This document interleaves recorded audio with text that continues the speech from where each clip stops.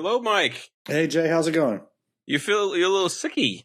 I'm a little sick. A little Yes. sick. All right. It's okay. You'll be It's right. not COVID, but I'm a little sick. At this point, it doesn't like saying you have COVID's like okay, well that's fine. Like like It's just it's the long COVID that I worry about. yeah. I worry about just the general health of our society. Do you know over 100,000 people die every year from air pollution? Um, yeah, I could see that. I know that's a terrible factoid. Yeah, But we're not talking about that bad. today. We're talking about She-Hulk episode 2. The title. What was the title? Yeah, what is the title? It's called Superhuman Law. Superhuman Law. So I was watching this today, and I was super busy at work. But I took a nice little half, and I like this because this show's only half an hour, so you can take a nice little break. I took a break and watched it, and again, I was surprised how much I enjoyed it. And here's why I'm enjoying this show. They're using this show to help progress the Marvel Cinematic Universe forward, and also addressing things that happened previously. So this show actually is doing two things. It's creating a new character with Tatiana's She-Hulk, Right. Jennifer Walters. Jennifer Walters.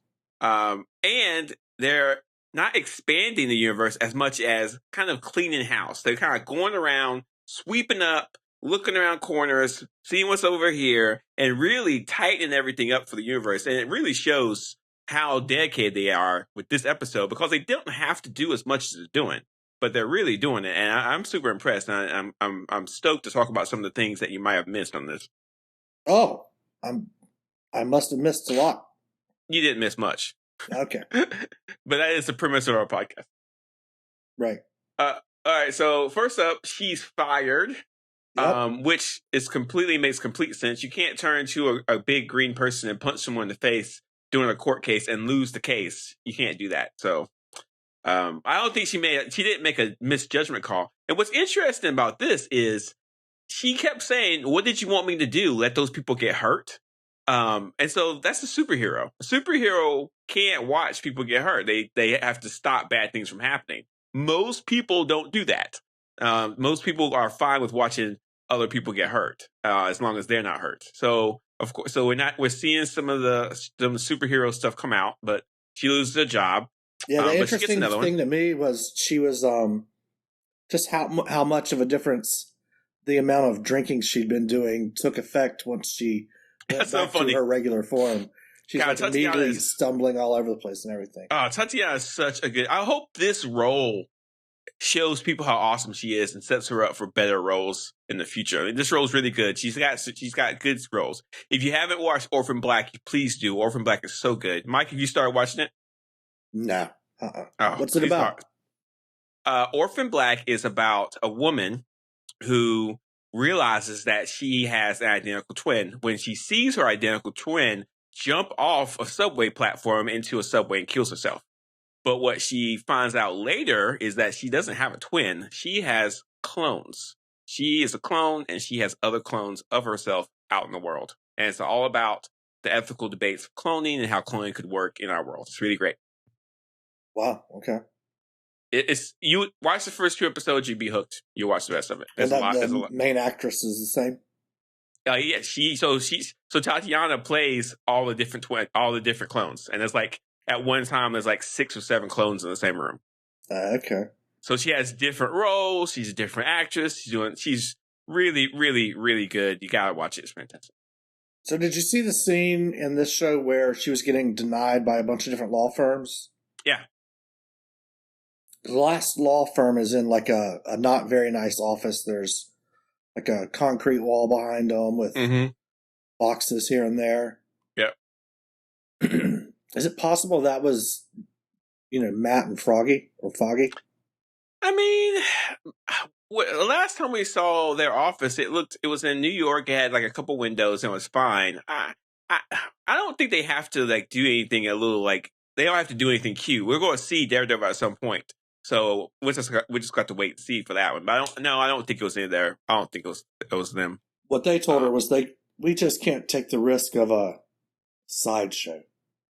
Super sideshow. Yeah. That was a call out for us. Yeah. But she does get a job. Yeah, she does get a job, and her first case. So it's interesting. The law office that she was trying to go up against, and she lost, hires her to handle the superhero division. So they're going to be doing superhero cases. And first up is Emil Blonsky, aka the Abomination, and so she has to deal with that. What'd you think of Emil? Seeing him again, seeing Tim Roth again. He was pretty good. I like Tim Roth. He definitely twists his story a bit. What do you mean by that? Well, he said that he thought he was the good guy. He was thinking maybe he'd turn out to be like Captain America or something. He's not wrong. But, he was already kind of, I don't know. It just seemed like he was already a little corrupt before he ever got injected with anything. Okay, so let's lay this out, okay? The United States government, a general for the United States government, Thunderbolt Ross, wanted to find a person who had worked for the government and experimented with gamma radiation. Okay, the person is a fugitive because they want to find him, and the person left. So they get a strike team. They go into another country to look for him. During a battle, people get hurt, and then the fugitive finds his way into the United States. The government goes after him publicly, right? Many people are hurt and maimed. And at the very end, the government injects chemicals into Emil Blonsky to help him fight this fugitive. And because of that, the government is at fault for making him turn to the Abomination. Like, there were doctors who gave him these chemicals. Now, the only problem is, in the story, is that, and this is going to help your side, Emil did make the scientist in The Incredible Hulk, whose name I forget, but he is a comic book character called the Leader. Went by the code name Mr. Blue. Yeah, but in the comics, I forget his name, but in the comics, he's called the Leader, and he's one of Hulk's most feared enemies. Anyways, long story. Anyway, so Emil did make him give him Banner's blood. So that was something he didn't tell people. And so that's going to cause some problems later because he didn't tell the truth on that. So you are right that Emil did do something to himself to put people at risk. But from a legal standpoint, he's on really firm footing. On your side, he was already injected a little bit when that happened. Yes, he actually had two different injections. He got injected once, and then with the big fight with the Hulk kicked him in the chest and just broke every bone in his body, which, if you haven't seen that scene, is awesome. But then he heals, and then they inject him with more of it, makes him even more powerful. But then he says, I want the blood of Banner in my blood, and that makes him into the Abomination. Okay. Yeah, but he was already under the influence, I guess, is what he would say. Yeah. And from a legal standpoint, he's on really firm footing. What I don't understand what took him so long to get that. I guess it took him a long time to get back to human form. So I guess it took him a long time to be able to be to say anything. So maybe it took him a while to actually say that. But he's been in jail for a long time. What prison is this? It's a Department of Damage Control prison. There's a lot of different maximum controlled or maximum prisons in the comics. The most notorious is the Raft. That's not the Raft, so I don't know what this prison's called, but there's a lot of different ones. There is a Supermax prison in Marvel, but I forget what it's called. There's a couple of different Supermax prisons in the DC comics that's far more famous.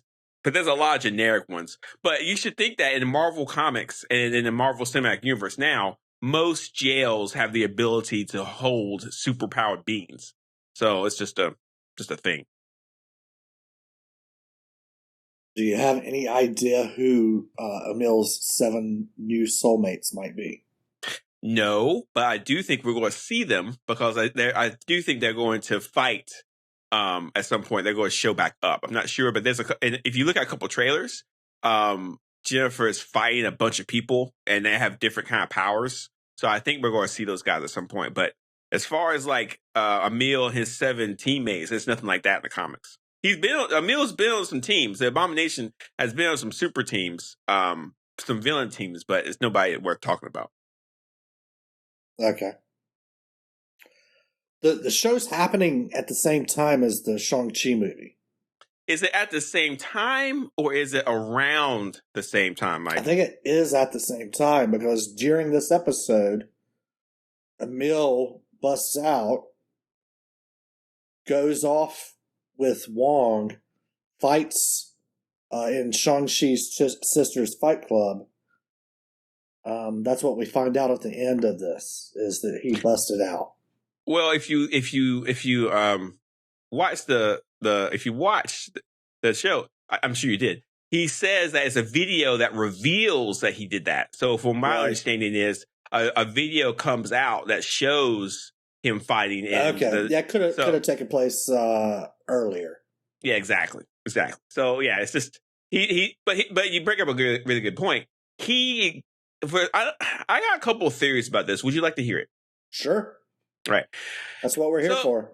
So I always wondered why the Abomination and Wong were fighting in that club.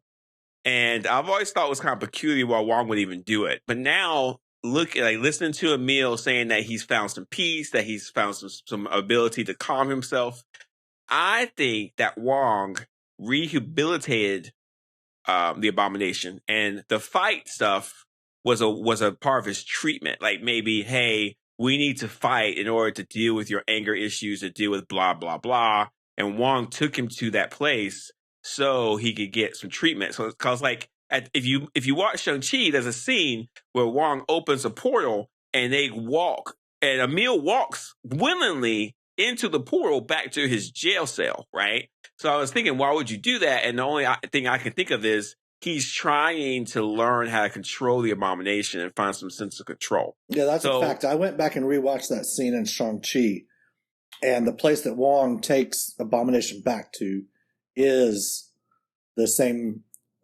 containment system we see in this episode of She-Hulk. Exactly. Now, it's very, what I think happened, Mike, is that this She-Hulk was being produced and written at the same time as Shang-Chi. There was some discussion among different producers probably about this, because it's not just a happenstance that scene in Shang-Chi happened. So we're seeing some interesting coordination here between some of the producers for all this stuff. So there's definitely a hand at the wheel. It took us a while to spin up to see the fruits of this, but now She-Hulk is showing us, hey, all this stuff is connected. We're going to show you how all this stuff connected. Hang out with us every week. You're going to see She-Hulk, and we're going to help you through this and show you cool things about the Marvel Cinematic Universe and help you learn more about it. So I'm pretty stoked about that. Now, that's not a theory. I don't have any kind of proof that that's what happened. But that's the only thing I can think of, is that Wong helped Emil. And there's a couple of scenes where Wong is in a courtroom with Jennifer, and I guess the case is being tried, so maybe there's some stuff going on with that. We'll just have to wait and see. I do think that Emil's case is going to take up most of the series. I don't think it's going to be a couple cases and then that's over. I think, I could be completely wrong, but I think that case is going to be a big part of the series moving forward. You think there's a chance that Emil's 7 soulmates are good guys? No, absolutely not. I guarantee you that Emil has something up his sleeve. He's got some stuff going on. Trust me. It's not, no. He's a bad dude. He's a bad guy. He's going to be a bad guy. And we need a bad guy, I would be interested to see a fight between Jennifer and Abomination. He's massive. He's so big. So I'd be kind of curious to see how that would work. That's all I got. What did I miss? No, that's all you got. That's Mike. There's so much more. That's all I got. There's so much. Okay. Tell us what I missed. All right. So the biggest thing that you missed, that you didn't say anything about, and this is going to come out into, I'm just going to go ahead and say, this is one of the links from News You Can't Abuse. Maybe I should move it out. I think I will move it out. We'll see. Okay, this is moving officially. I'm taking the show notes. I'm moving officially this out of news you have used. I'm putting it into the regular show notes now, just so I can keep my brains to shut up. I'm going to put it in the right place. All right. Oh, I can't believe I missed this one. Yeah. Yeah, you missed it. Okay. Oh, my God. So Jennifer is talking to Banner about the case, and Banner's like, hey, don't worry about it. It's fine. You can take the case. I'm a different person now. He's on a Sakaarian spaceship, probably going to Sakaar. Now, I'm glad I got you here, Mike. All right. The producer of the show talked about this. So his name, in an exclusive interview, She-Hulk producer Jessica Gao pointed out that the Hulk's time off planet in Thor Ragnarok is the key to answering the question of why Hulk decided to go to space. Quote, well, all I'll say is, he spent a lot of time off planet as we saw in Thor Ragnarok. And we only got to see a little tiny bit of what his life was like when he was on that planet. Okay? Now, here's some more things. Quote, God knows what Hulk got up to in the years he was there. So he's got to go back and handle some off-world things that happened during that time. Let's see. Scout also mentioned how the decision to take Bruce away from Earth was partially fueled by the desire to communicate that Mark Ruffalo wouldn't be in the entire series. So, quote, a big part of it is Mark did what he came to do on the show, and we wanted to make sure that people knew. Don't expect him to be in every episode from here on out. So we probably won't see Mark Ruffalo again, maybe until the end. Maybe, I don't know. And then she says, but also I think it kind of opens up the possibility if Marvel chooses to do something with that, to pick up that story if they wanted. Interesting. She's being very cagey. Okay, let's be honest. The Hulk World War Hulk is being planned. Taking him off world to Sakaar is part of that. It's all being worked out. Who knows? It's pretty awesome. Be stoked. It's very exciting. I'm excited for you. Why aren't you excited? I don't know anything about World War Hulk, but I do know that you and Josh on our podcast about Ragnarok, y'all loved that comic series. So why don't you just get it? Looking forward to it. Why don't you get it and read it, Mike? I'll add it to my pile. Do you have a pile? Well, I have a figurative pile that I haven't bought yet. What's... I have a theory. Yeah? I like people who have a pile of books they haven't read than people who don't read and don't have a pile of books. Yeah. Right? Even the aspiration of wanting to read is better than not reading. I've also got a pile of books that I haven't read. I do too. I have a huge pile, but it'll get there. It's something to look forward to. Anyway, so pretty cool.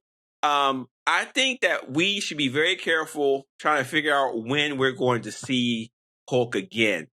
I don't know. There's going to be a lot of theory crafting, a lot of stuff going on, but my guess is that we'll see Mark Ruffalo maybe towards the end. But the show doesn't need him anymore. Jennifer Walters is pretty self-explanatory now. She's pretty set up pretty well. And she's on her own. Anything that pops off, she doesn't have another Hulk to help her. So she's going to have to take care of herself. So it's going to be kind of interesting to see that. Hey, do you remember the third genius in their family? Yeah, Chad. Chad. We see him in this episode. Yeah, we do. He's now a manager at Best Buy. Yeah, pretty smart. Yeah. Pretty smart guy. Yeah. Pretty smart guy. What did you think of the family dynamics?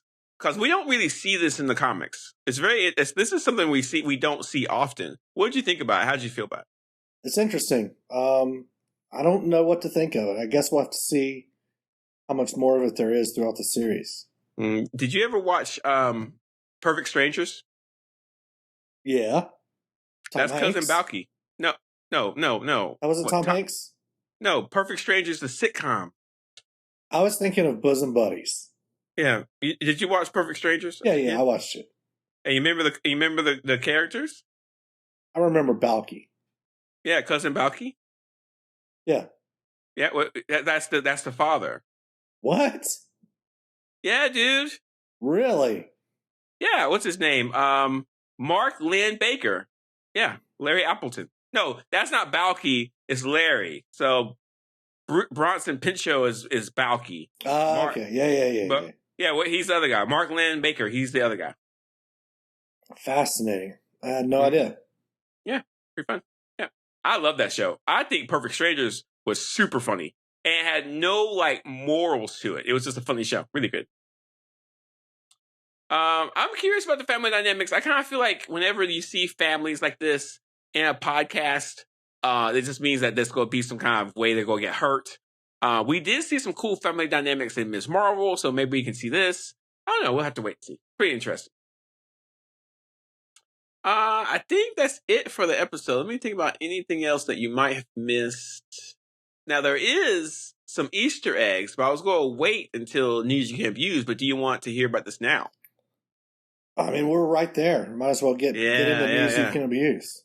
So apparently, when Jennifer was scrolling on her phone, there was a small little tweet or some kind of news blurb or something that showed some information on the side. I'm not really sure, but it was like related articles, and there were 2 different articles that the screen showed. The first one said, "Man fights with metal claws in bar brawl."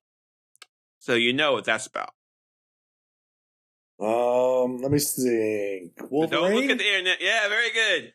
That people are saying that's a real big hint that Wolverine's coming. I think you should be careful because that's an Easter egg, and who knows how weird that Easter egg is. And so X-Men is coming.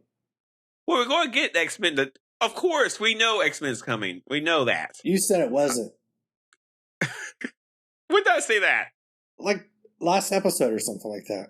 The X-Men are going to come. Our speculation episode, you said it wasn't coming. They're not going to come anytime soon. Not this year. Not next year. X-Men is coming. No, they're not going to come until a long time because Marvel has no reason to show them up anytime soon. Why would they? They're on their way. No, they're not. Are you looking at the link now? No. Okay. I'll read you the next article.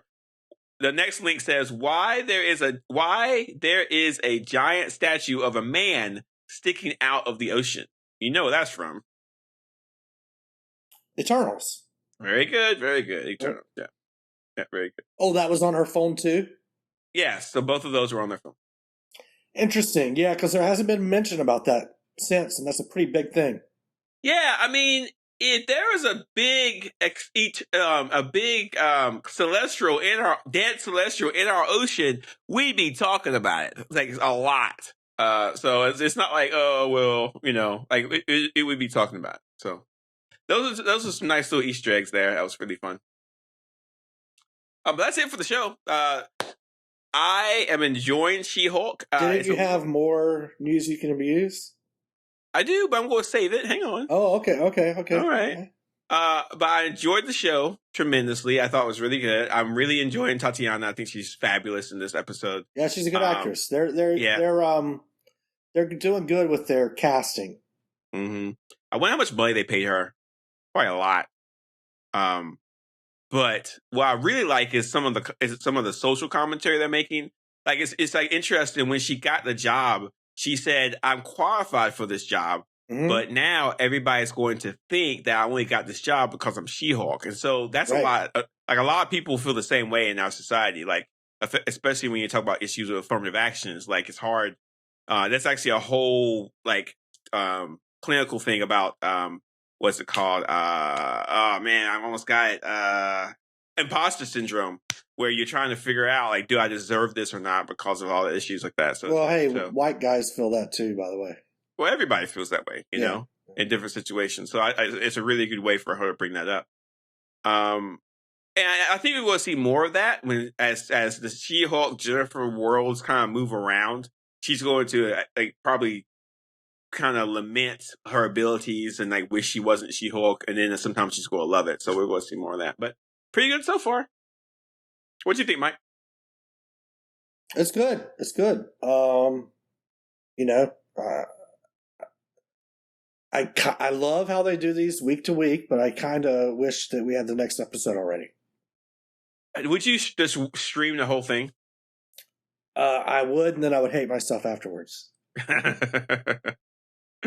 right, so I got some more news you can abuse. I got news you can abuse you weren't expecting. So, Mike, you posted something on Twitter that I thought was problematic. What's that?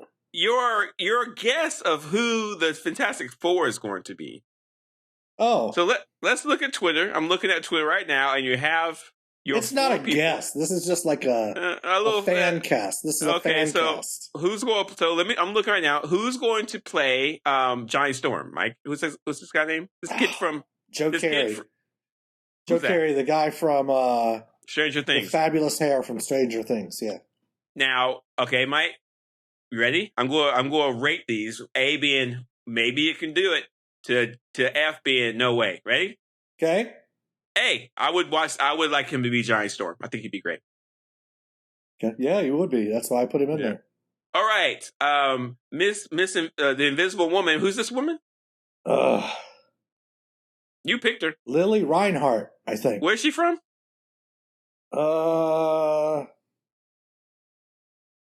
Riverdale, I think. Yeah. Mike, there's no way she's gonna be she's Susan Storm. I may have gone too young on the Sue Too Storm. young, too blonde, too no. Now here's the deal. Susan Storm's blonde, isn't she? Yeah, Susan Storm is blonde, but I mean, if you look at your cast, there's no way that Marvel's going to have the entire cast of Fantastic Four all white people. That's not going to happen in 2022. I wanted Drax, but he's already taken. Yeah, or I wanted Dave Bautista. Yeah, I would like Dave. There's other big jacked people that could do that, not just him. But no, it's like there has to be a little bit of diversity in this cast. So I think she's going to go 100%. Well, it's got to be, their brother and sister. Yes, but in the remake of Fantastic Four, they were adopted brothers and sisters. That's how they fixed that problem. Oh. Mm-hmm. Who's the Thing? Which one's going to be the Thing? Jason Tatum? Channing Tatum. What's his name? Channing Tatum. Why would he be the Thing? What does he bring to the table that makes him Ben Grimm worthy? I was just trying to think of big actors that aren't already taken. Ben Grimm is a really hard character to cast for a couple of different reasons. Is he funny? It's not just funny, but is two other things. He's heartbroken because he's stuck behind this big orange shell. He can't get out of it. So he has to bring some sympathy to that. But also, he is confirmed to be the first Jewish superhero ever. So he's confirmed Jewish. So he's going to have to be. Did not know that. Yeah, most people don't. So he's Jewish. So he's a Jewish guy from the Bronx, I think. So it's very New York, I don't see Channing Tatum bringing that to the table. So what's a jacked Jewish guy that we could get? He doesn't have to be jacked. He just turned into this when he's the Thing. So I'm not sure. The guy who played Michael Chiklis wasn't Jewish. Michael Chiklis should do it. He could pull this off, no problem. He pulled off the Thing, and he was great at it. The real what was it called? What do you call it when you have real effects? The practical effects for the Thing were perfect. He looked so good. So I don't think they should not go the CGI route with the Thing here, but they will. But they really shouldn't. And lastly, but not least, this guy's going to be Fantastic Four. Who's this guy? Jason Sudeikis. Why? He doesn't. I don't look at him and think he's the smartest person on the planet. Why not? Various reasons, Mike. Have you seen Ted Lasso? I have, but this guy's not going to be funny. Mr. Fantastic is not going to be funny. The humor is going to come from Johnny Storm, a.k.a. the Human Torch, and the Thing. They're going to be the humor. Mr. Fantastic is going to be a straight man. He doesn't have to be funny. He can be serious. So, Mike, I'm sorry. You got one right. The rest of them, terrible. There were some very serious episodes of Ted Lasso. I haven't watched it. You should. I got Destiny 2 to play. I got No Man's Sky to play. I got books to read. I got sleep. Sea of Thieves to play. Yeah. Okay. Yeah. We'll play that, Mike. Well, last but not least, I know you're sick, so we're going to cut this a little short today so you can get some sleep. Did you know they're going to re-release Spider-Man No Way Home? Did not. September 2nd. The extended version of Spider-Man No Way Home will be released in theaters. Are they bringing the extended version to streaming? I don't know. Huh. I don't know. It's a good question. I don't know when we're going to stream this, Mike. Because here's the problem. Right now, no Spider-Man movies are on Disney Plus. Because Sony owns them. So I'm sure they're going to be doing some negotiation or figuring some stuff out. Do you think this is a Disney thing, a Marvel thing, or a Sony thing? This has to be a Sony thing, right? This is a Sony thing. Sony, yeah. Yeah, DC and Marvel wouldn't do this. It's kind of tacky, to be honest with you. Here's a movie you saw last year. No. This is a big thing now, though. They're doing this more and more. Who is? Just movie studios putting movies back out. Same year. What movie would you like? It doesn't have to be the same year, but what movie would you want to see re-released right now? Do I want to see? If any movie you would love to see re-released on the big screen for a week.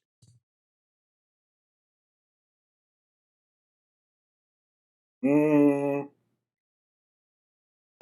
Tarantino's Grindhouse. Interesting. For me, it would be the Lord of the Rings trilogy. Yeah. I would say every movie, all 3 movies released once, for 1 week. So it'd be the Fellowship of the Ring for 1 week, Two Towers for 1 week, and Return of the King for 1 week, and that's it. That would be good. I remember the joy I felt when they released the Star Wars trilogy in the theaters. Oh, that was so much fun. Are you serious? That was one of those things that everybody went to see. So good. It's great being Shaun of the Dead. Ooh, good one. Shaun of the Dead's a good one. Good release.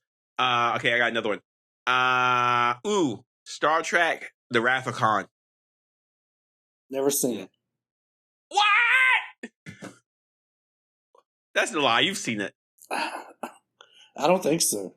What are you doing? Is it good? Yes, Mike. Watch all the Star Trek movies. All of them. I hear half of them are bad. So what? Lots of things are bad, but they're worth watching. Okay. What? Give me another one. Ooh, I got one. I got you beat. This is a perfect answer here. You ready? Okay. Oh, you go. You go first. No, you go. Crouching Tiger, Hidden Dragon. That'd be a good one. So good. Gosh, that would be so good to watch. Double feature: Crouching Tiger, Hidden Dragon, and Ang Lee's The Hulk. So, Mike, there's times when I'm rooting for you. And when you said double feature, Crouching Tiger, Hidden Dragon, and I was so hoping that you would say something awesome. I don't know what it would be. I didn't know what was going to be. But I was like, come on, Mike, pull this off. And then you said that one. And I'm like, okay. Double feature. Yeah. Avengers Infinity War Endgame together all at one time. All at one time. Intermission between. They would make tons of money on that, but I would watch it. Half an hour intermission between the two. Do it. You go. Double feature. The Raid, or is it just Raid? Gosh. And Attack the Block. Dude, yes.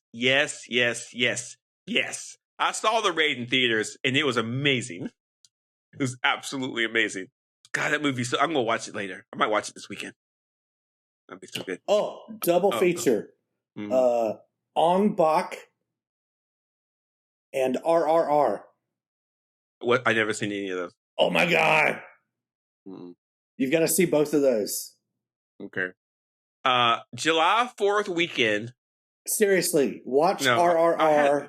Okay. You will be smiling from ear to ear. I'm writing it down. Halfway through that. I'm writing it down. Yeah. 4th of July, Armageddon. Done. I did it. Perfect. 4th of July. You can't think of a more patriotic movie than Armageddon. Come on. 4th of July? 4th of July. You've seen Armageddon. Yeah. It's a super patriotic America flag waving movie. 4th of July. You mean Independence Day? No. I mean, Armageddon, the movie, is released on the 4th of July. Okay. All right. Okay, one more for you, then one more for me. Oh, man. Ferris Bueller's Day Off. No, I don't want to see that. Akira in the original dubbing. Dude, done. Original dubbing? Yeah, you've seen it. No, okay, I don't even. Please say you've seen Akira. Just lie to me. Just lie to me. I will lie to you. I've seen Akira. Oh my gosh. I have the 4K Ultra edition in my cabinet over there. I think I'm going to watch it this weekend. I've told my wife that this Sunday I'm not going to be doing much. So I think I'm going to have like 2 solid hours, which will just like not, let's like kind of be like, okay, do what you want. And I'll watch that. I've seen Ghost in the Shell. Okay, if you watch Ghost in the Shell, you should watch Akira. Okay. Mike, I got another question for you. Yeah. So you people are listening to this podcast. They're having a good time. They're laughing, but they're also like, what is this podcast? Which is a fair question, listener. How can these people get this podcast into the ears of their friends and family? Hit the share button right now. Share it with at least 3 of your friends. Mm-hmm. Mm-hmm. Subscribe, follow, rate, star, thumbs up, share, do all that stuff. Yes. Oh, yes. To get a big email chain, throw our link in, have them listen to us. When you're having a party, just put us in the background so that people can listen to it. I think that's good. Just like let your friends and family know. Because remember, we're going to do every episode of She-Hulk. That's what we do. So every episode of She-Hulk, and next week my voice will be better. And next week Mike's voice hopefully will be better. We're going to cover it every episode, so you don't want to miss that. And then we have to cover Black Panther later on this year. We've got a lot going on, so you don't want to miss any of it. Make sure you tune in. So you've got to subscribe because one of these She-Hulk episodes is going to have Daredevil in it, and Jarvis and I we're gonna go crazy. On that podcast. Oh, 100%. It's going to be amazing. You'll want to hear it. Definitely make sure that you have us on your podcast at all times. Mike, I hope you feel better, man. Thanks, dude. All right.